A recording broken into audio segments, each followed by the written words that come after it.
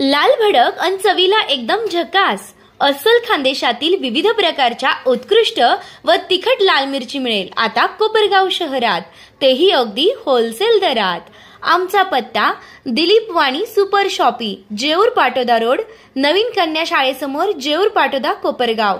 संपर्क 77 41 92 61 18 तसेच 98 22 94 84 14।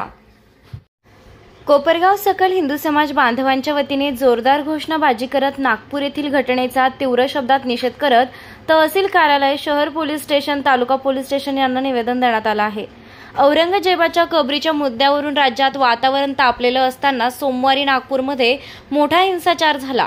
या हिंसाचारादरम्यान समाजकंटकांकडून तुफान दगडफेक झाली, पोलिसांवरही हल्ला करण्यात आला, जाळपोळ झाली। अनियंत्रित जमावाला आवरताना पोलीस, अग्निशमन दलाचे जवानही या हिंसाचारात जखमी झाले।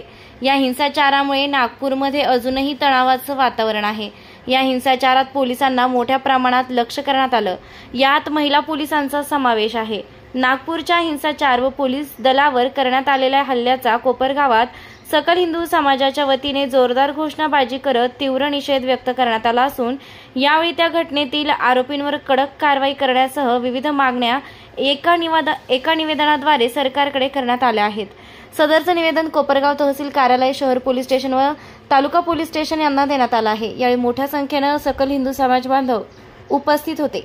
आज या ठिकाणी सकल हिंदू समाजाच्या वतीनं नागपूर येथे जी घटना झाली, ते पोलीस बंधू आणि भगिनींवर जो हल्ला करण्यात आला त्याचा जाहीर निषेध करण्यासाठी आज कोपरगाव तहसीलला आम्ही निवेदन दिले। सर्वात प्रथमतः मी कोपरगाव सकल हिंदू समाजाच्या वतीनं या घटनेचा जाहीर निषेध करतो आणि या धर्मांधांना सवाल करू इच्छितो की आपण आपला पवित्र रमजान सण चालू असताना जर आपण आपला पवित्र रमजान सण ज्यात आपण उपवास करतात, दान धर्म करतात आणि त्या महिन्याला आपण खूप पवित्र समजतात, मग आपण हे कृत्य का केलं? याच्यामागं काही षड्यंत्र तर नव्हतं ना? जर हा बाबर आपला कोणी नातेवाईक तर नव्हता ना? जर आपण आत्ताच जो काही महाराष्ट्रात वाद झाला की छत्रपती शिवाजी महाराजांच्या सैन्यात मुस्लिमसुद्धा मावळे होते, तर मग हे त्यावेळेससुद्धा तुमचे मावळे छत्रपती शिवाजी महाराजांच्या सैन्यात होते, मग ह्या बाबराविरुद्धच ते लढत होते ना? मग तुमच्या यांना पूर्वजांना या बाबरांनी मारलेलं नाही का? म्हणून या बाबराचा करावा तेवढा निषेध थोडा आहे आणि या धर्मांधांना सांगू इच्छितो की ह्या घटनेमागं जर आपलं वेगळं काही षड्यंत्र असेल तर निश्चित या प्रशासनाला आम्ही आव्हान करू इच्छितो की या धर्मांधांना यांची जागा ही दाखवली पाहिजे। जसं आम्ही कुठल्या धर्माच्या विरोधात नाही, पण या प्रवृत्तीच्या विरोधात निश्चित आहोत। जर हे यांची ताकद दाखवू इच्छितात तर निश्चितच हिंदू धर्मसुद्धा मैदानात उतरल्याशिवाय राहणार नाही। या प्रसंगी मी एवढं बोलतो आणि माझे 2 शब्द संपवतो। जय हिंद, जय महाराष्ट्र। औरंगजेब हा या संपूर्ण देशाचा, या महाराष्ट्राचा दुश्मन होता, तो धर्मांध होता, तो क्रूर होता।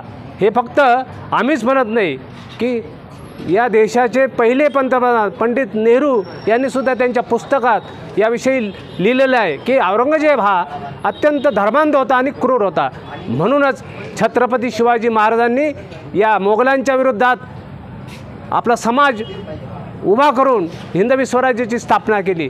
त्यावेळेस छत्रपती शिवरायांना विरोध करणारे आपलेच हिंदू समाजातील अनेक लोक होते, अगदी मुठभर लोकांच्या बरोबर त्यांना बरोबर घेऊन छत्रपती शिवरायांनी हिंदवी स्वराज्याची स्थापना केली।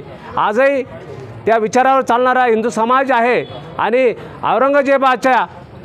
औरंगजेबाच्या नावाचा जय जयकार करत त्याच्या ज्या पिलावळी आहेत त्या पिलावळीने नागपूरमध्ये औरंगजेबाचा जय जयकार करत आपल्या पोलीस दलावर, जे आपल्या देशाचे, आपल्या राज्याचे संरक्षण करते आहेत, त्यांच्यावर हल्ला केला। तो हल्ला हा देशावरचा हल्ला समजा, तो माय भगिनीवर केलेला हल्ला आहे। आणि मग जर आज ही परिस्थिती आहे तर भविष्यात काय परिस्थिती असेल याची प्रचिती आपल्याला येते। म्हणूनच आपण जातीपातीत न विभागता सर्व जाती आपण एकत्र येऊया, आपसातील मतभेद गाडून आपण या संभाव्य धोक्याला आपण तोंड द्यायचं असेल तर आपल्यामध्ये ऐक्याची गरज आहे आणि तरच आपण पोलिसाच्या संरक्षणासाठी सुद्धा आपण त्यांना या ठिकाणी आश्वस्त करूया आणि या भविष्यात अशा काही घटना घडू नये म्हणून आपण सर्व हिंदू बांधव दक्ष राहूया आणि नागपूरच्या घटनेचा आम्ही तीव्र निषेध करतो. महिलावर झालेला अत्याचाराचा आम्ही या ठिकाणी निषेध करतो. धन्यवाद. निर्भीड न्यूज, योगेश डोके, कोपरगाव. लग्नसराई सस्नेह निमंत्रण समस्त ग्राहक परिवार, चिरंजीव फॅशन व चिसौका परंपरा यांचा शुभविवाह 13 नोव्हेंबर 2024 पासून पुढे करण्याचे योजिले आहे. तरी आपण या शुभ मंगल प्रसंगी उपस्थित राहून शोभा वाढवावी. विवाह स्थळ HM राजपाल, विश्वसनीय कपड्यांची अखंड परंपरा, येवला रोड, कोपरगाव. निमंत्रक HM राजपाल.